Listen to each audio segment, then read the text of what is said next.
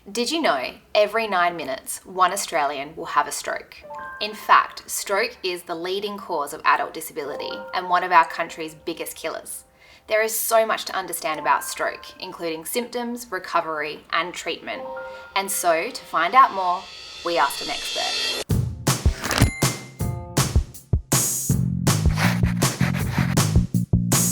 Hi, I'm Tim Kleinig. I'm head of the stroke unit here at the Royal Adelaide and also the telestroke lead for South Australia. I'm very interested in researching stroke, both new treatments and ongoing care, and our research for the past few years has been very generously supported by the Hospital Research Foundation. Silly question, but what is a stroke? That's not a silly question at all. A stroke is damage to the brain caused by disease of the blood vessels. And that takes two main forms, either a blocked blood vessel, which starves the brain of oxygen and nutrients, or a burst blood vessel, which damages the brain as the blood that escapes from the blood vessel rips and tears the surrounding tissue. What are the early warning signs of stroke? It's really important that everybody knows these early warning signs. Remember the acronym FAST: face, arm, speech, and time.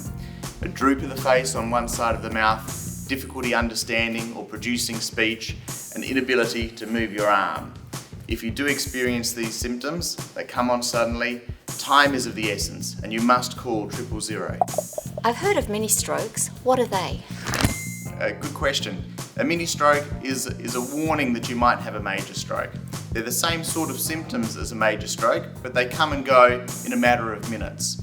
You might have loss of power in your arm, or you suddenly drop a cup, or you might suddenly lose the ability to speak and that comes back quickly. It's important that that's treated just as urgently as the major stroke's persistent symptoms. Come to hospital straight away if that occurs so that we can scan your brain and scan your arteries to determine if it is a mini stroke and if you need to be on medication to prevent a major stroke. I'm just wondering, how do you treat stroke?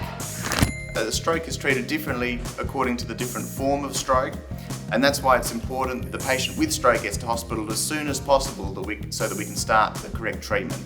When you have a blocked blood vessel, it's important that we open the blood vessel up as quickly as possible. If you're having a major stroke, the brain dies at 2 million brain cells every minute. So it's important that we can get to hospital quickly and give you clot dissolving medication or even perform minor surgery to pull out the clot from the artery of the brain. If you have a burst blood vessel, it's important that you come to hospital as soon as possible so we can reverse any blood clotting abnormalities, get your blood pressure down, and possibly consider surgery to remove the clot in the brain. Is it possible to recover from a stroke? The recovery prospects differ depending on how big the stroke is and what area of the brain is affected. Recovery occurs quickest in the first few weeks, but can continue to improve over the next few months or even years.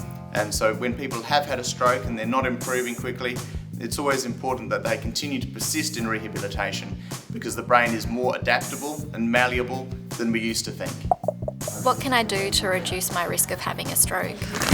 You ask a really good question. The fact is that healthy living as a whole also help reduce stroke risk. In particular, healthy diet, healthy exercise, not smoking, and avoiding excessive alcohol intake. Close contact with your GP to make sure that your cholesterol is not elevated and your blood pressure is under good control. And if you do have any of these factors that require medication, it's important that you take those regularly to reduce your risk. If my mum or dad have a stroke, is my risk higher? You probably have a slightly increased risk, but you shouldn't be too worried. Important that you follow the usual stroke prevention guidelines, but your risk is probably only decreased by 20% or so compared with the general population.